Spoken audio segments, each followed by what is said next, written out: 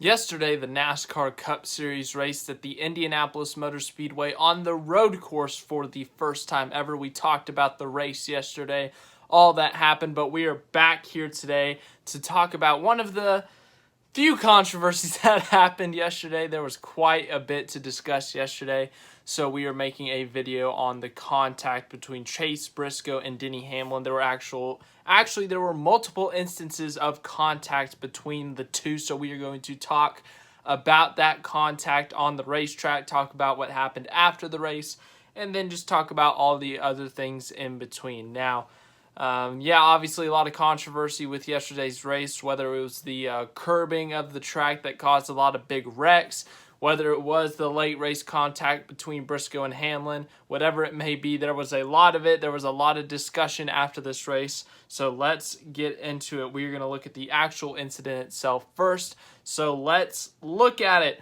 The first thing we have to look at is going into turn number 1. Now, Indianapolis Motor Speedway has it seems like a pretty wide front straightaway. You know, you can get cars with the wall there, you can still go 3 wide, but after the wall, you can really go 3, 4, if necessary, 5 wide right there at the end of the wall where there's no pit wall there. There's a lot of racetrack, and they're going into a hard right-handed first turn where you can't run 3, 4, or 5 wide. Now, we didn't see any 5 wide, but, 3 or 4 wide, we can't really run that.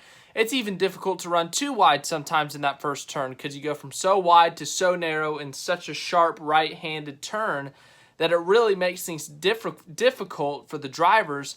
And when it's late in the race, 2 laps to go, everyone's fighting for every inch. It makes it even more difficult, and it makes it even more chaotic. Lots of contact, pushing, shoving, so let's look at it. So on the restart, Denny Hamlin starting on the inside, Chase Briscoe the outside. Hamlin gets a good start, gets a good jump, but into the braking zone, Briscoe gets a great run. He tries to pinch Denny Hamlin down. He hits the curb, and, Hamlin's pushing as hard as he can, and he goes over the curb, and he goes a little bit wide, and because he went wide in that first turn, he didn't exactly hit Chase Briscoe, but he forced Chase Briscoe wider than he was going, which was into the grass. Chase Briscoe cuts the corner and then merges back on the track, and look, right there, if you look right there, he does not go to cut off Denny Hamlin. He does not go to slide in front of Hamlin to try to steal the lead from him. He stays in his lane and he lets Hamlin by, almost like he's letting him have his position back. He cut the corner and he passed Hamlin, but he's letting Hamlin have his position back because he cut the corner. So, we'll talk about that here in a minute. So that happens. Then we go to the second half of the racetrack where Briscoe is all over the bumper of Denny Hamlin. At this point, Denny Hamlin's team had informed him that Chase Briscoe had a penalty for cutting the corner. He had to do a stop and go. I have not heard the radio yet for Chase Briscoe, so I do not know if he had been told yet, but he had a penalty for cutting the corner, and he does this. He dumps Denny Hamlin. He just flat out dumps him. It wasn't like Jeff Gordon, Clint Boyer, where, he just hooked the left on him or anything, or hooked the right on him, whatever it may be.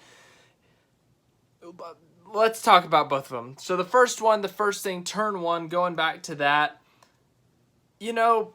Briscoe has to win. Briscoe has to win to get into the playoffs. He can't point his way in. He just can't. He has to win this race or one of the next 2 races in order to make the playoffs. First career win. It's his home track. It's a very intense situation. Hamlin's there. He goes a little bit wide, which forces Briscoe to go wide. It's chaotic. There's a lot going on here in this first turn. So, it's difficult to say. Hamlin hits that curb. He goes a little bit wide. I don't know if Allmendinger was pushing him through that first corner, but he does, in fact, go wide. And, I say racing incident so much, and, people say racing incident all the time, but the fact of the matter is, even if it is a racing incident, someone can be at fault. That's not a question. And in that situation, yes, it's hard racing. Yes, it's not even an incident because no one really wrecked anyone. No one spun anyone out. Hamlin just went wide. He went really hard into that first turn. He went wide, which forced Briscoe to go wide because he was to his outside. Now, Hamlin might have gone wide intentionally to try to force Briscoe out so that he could maintain the lead. I don't think Hamlin's that dirty of a driver. I don't think he would intentionally look out his mirror and go, oh, I'm going to go wide this corner to force my biggest competition out. But Hamlin went wide.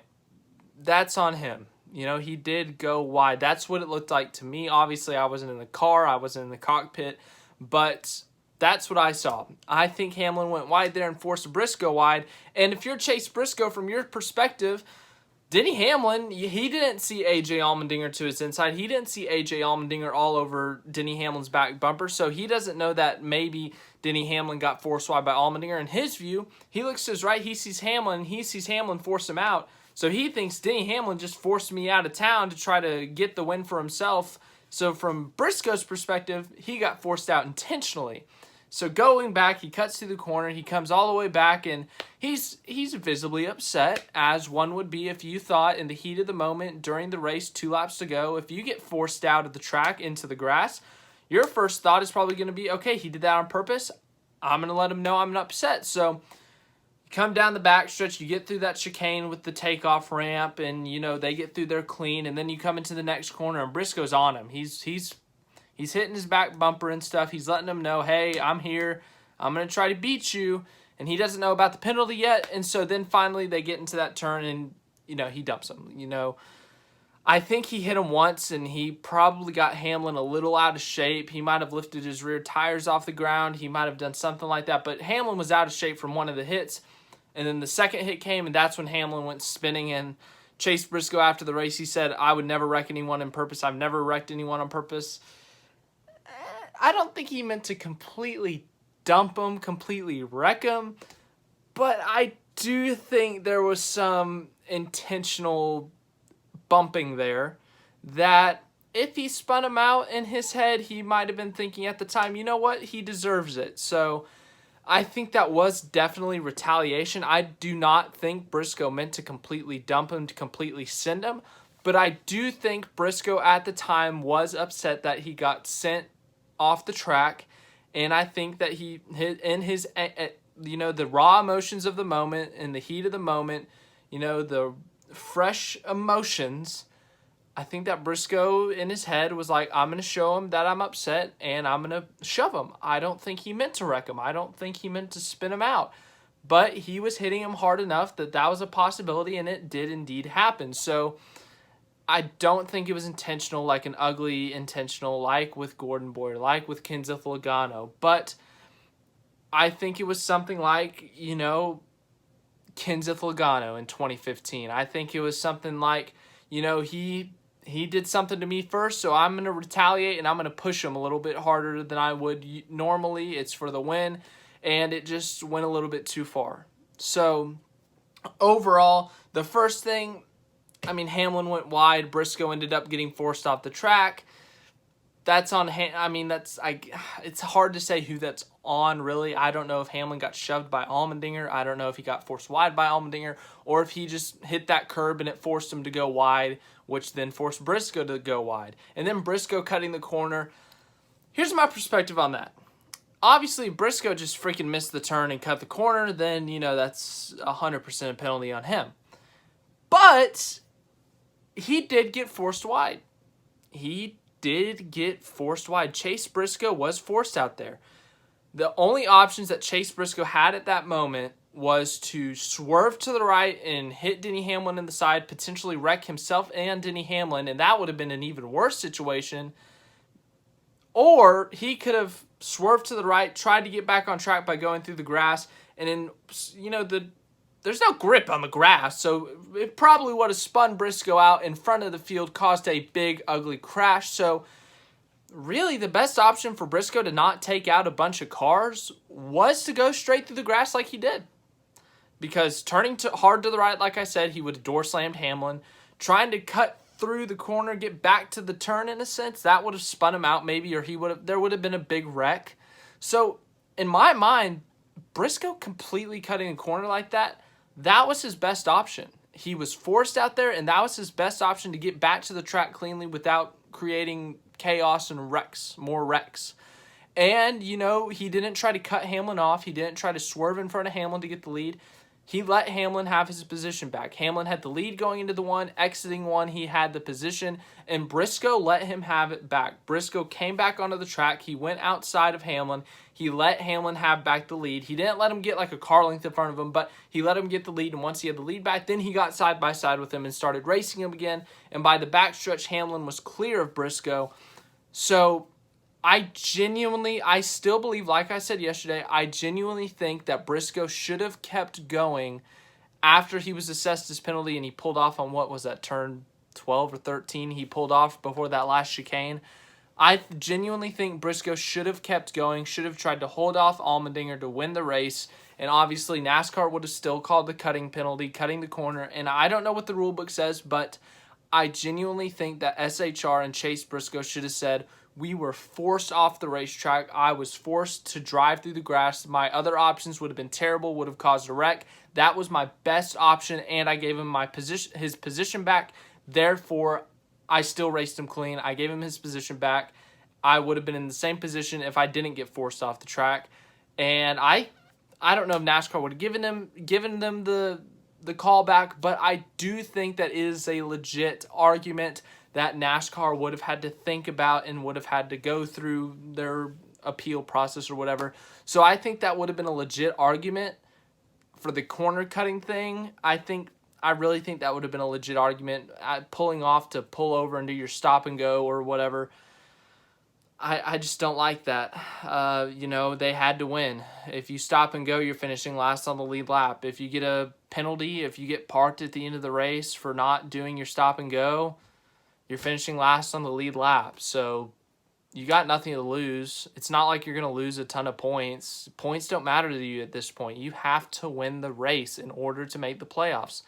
So I think Briscoe should have kept going. I really do. Unless someone tells me different about the rule book and cutting corners, or if Briscoe maybe just, I don't know, but I'm still on the mindset that Briscoe should have kept going. He should have kept trying to win that race, and then later on tried to appeal the penalty that he would have received for cutting the corner, saying that he was forced off and that was his best option.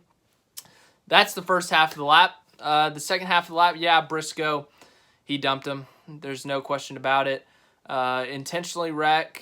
I still don't think he intentionally wrecked him, but he did. He was hitting his bumper a lot in that last couple of corners there before the incident happened. He was all up on him, and he was probably frustrated from the turn 1 problem. And yeah, I fully understand that. I fully understand the incident or him being upset. Does it justify him spinning him out? No. Even though it was for the win or what he thought was the win, it still doesn't justify spinning someone out. A bump and run is fine. Pushing him up the track a little bit is fine, but to completely dump a guy, that's a little uncalled for. But once again, I don't think Briscoe intentionally did it. Intentionally spun him out. I think he was intentionally hitting him to show him that he was upset to try to get the lead, but I do not think that he meant to spin him, but I do think that he was upset and was hitting his bumper as a sign of frustration. As for the post-race, it was actually really calm and tame, and I have to say, I gained a lot of respect for Denny Hamlin in that yesterday because, Hamlin's been on the other side. He has wrecked someone before for the win or while going for the lead. He has wrecked someone like that. So Hamlin well knows what it's like to send someone into the wall, to send someone spinning around while going for the lead.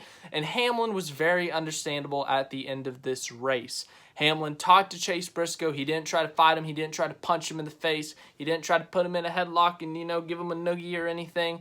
But, he was pretty calm. He talked. He listened to Chase Briscoe's explanation. He gave his side of the story. And they talked it out like two professionals, two grown adults. And I respected that from both ends. But more specifically Hamlin, because he's been in this position many times this year. And once again, a disappointing result for Hamlin. And he handled himself very well. So I have to say much respect to Denny Hamlin there. He handled himself after the race really good. He could have been hot-headed. He could have gone up to Briscoe, grabbed him by the collar, and said, "You're so stupid. What are you doing? Are you stupid? Blah, blah, blah."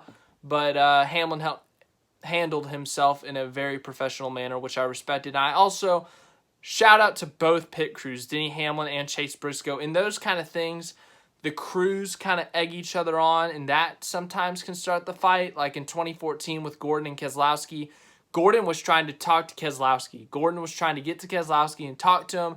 Brad Keselowski's pit crew was trying to basically wall off Keselowski. They were blocking Gordon. They were holding Gordon back. And that Gordon has gone on record saying that made him mad as well. He was already mad enough about the incident, but he was also mad that Keselowski's crew guys weren't allowing him to go talk to Keselowski. So, you know, we've seen tons of instances in the past where a discussion between drivers has been escalated because of the crew members getting in the way of the drivers, trying to push the drivers back for no reason. You know, it's not like he walked up to him and punched him like Kyle Busch in 2017. That justified the crew guys getting in because Kyle Busch walked up and punched Logano. They needed to be separated. But when they're just talking like that, I think it was very mature and respectable of the crew members of Briscoe and Hamlin to step back and just let the drivers talk.